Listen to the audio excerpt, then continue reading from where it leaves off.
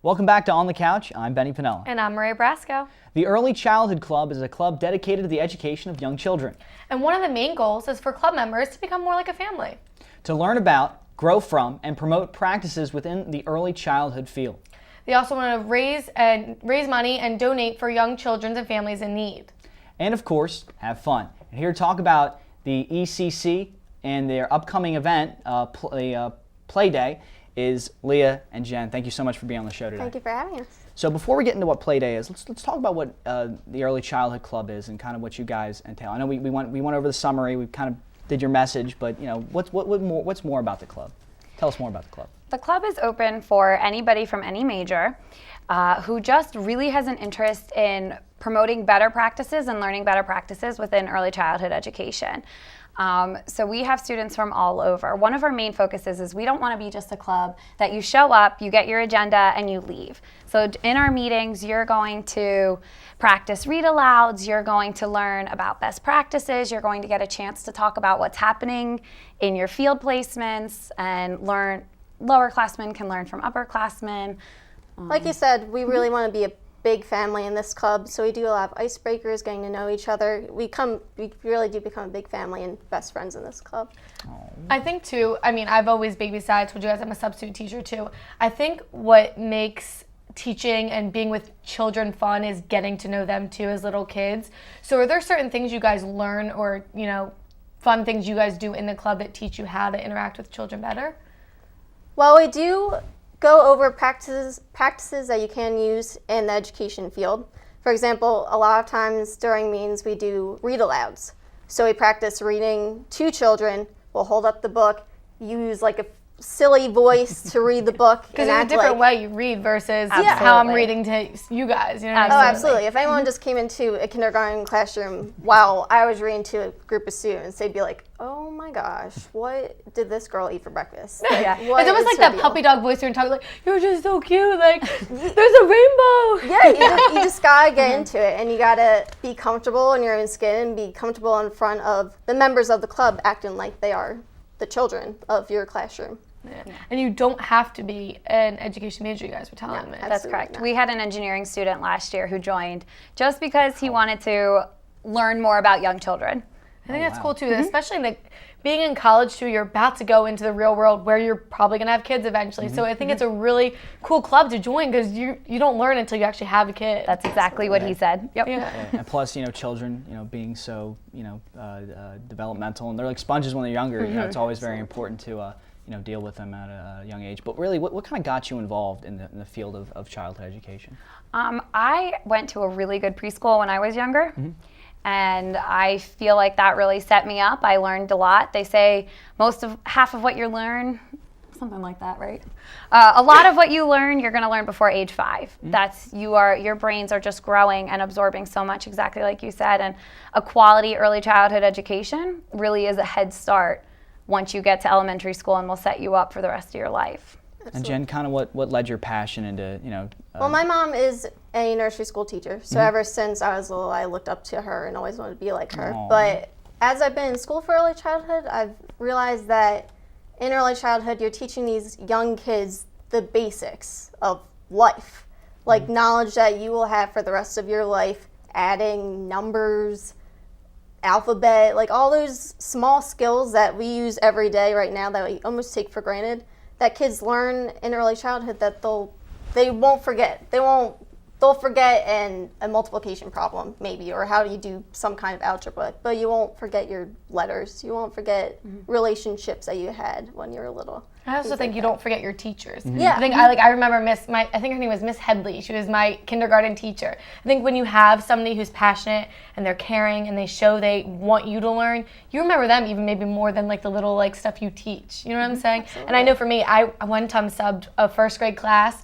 for a week, and after the week they were all giving me presents. I'm like, I don't want to leave you guys. I just want to stay here forever. So I think it's cool too for college kids to be able to, get that passion out there and do that kind of stuff. I was gonna say that may be your positive experience with teachers. I had one of the wickedest second grade teachers ever.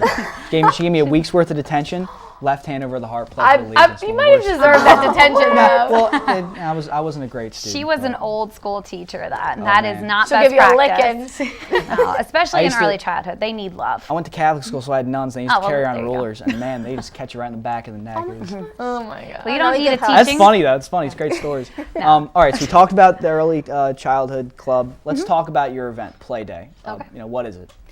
It's really one of our signature events. We have two, but I would say it's our big one. It is to really highlight the importance of play in young children.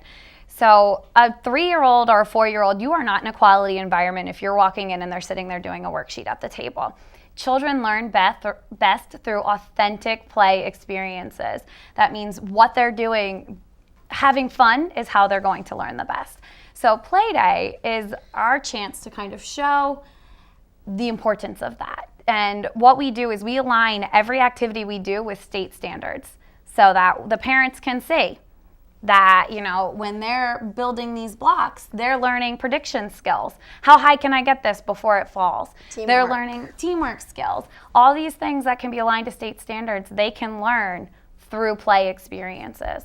Okay. Is it anything like, I know the NFL implements the Play 60. Is it anything like that at all, or?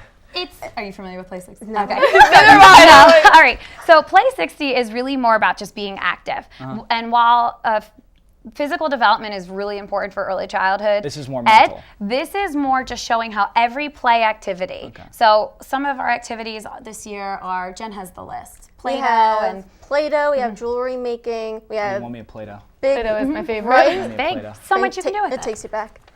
Big version of tic-tac-toe. We have Box City, which is basically building with blocks, but they're boxes, so they really get into it. That's my favorite one. We'll have a bouncy That's house, cool. which is Aw. very popular. Yes.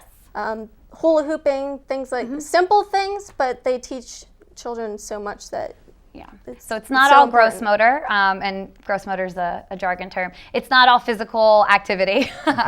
So outdoor play. While we have things like soccer sometimes, it's all about just how a simple game can have an educational purpose if it's done intentionally. So with the adult interaction to help them build their knowledge. Just speaking about this and how children learn, briefly I want to ask your opinion on this. Technology has risen and so many little kids. I know when I babysat, just give them the iPad. I'm like, I don't want to give them the iPad. I want to play with them. No. What is your take on that kind of? All right, there are actually a lot of, I'm sorry, this one, I'm really passionate about this one.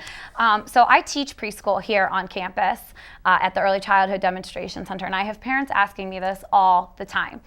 Technology under the age of 2 is a no-no. There should be no screen time whatsoever under the age of 2.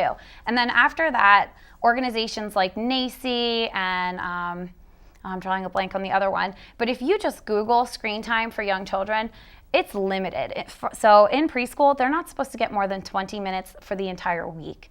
And that includes all your screen time, your television, your iPad, your iPod, your any sort of screen time, the computer, no more than 20 minutes a week.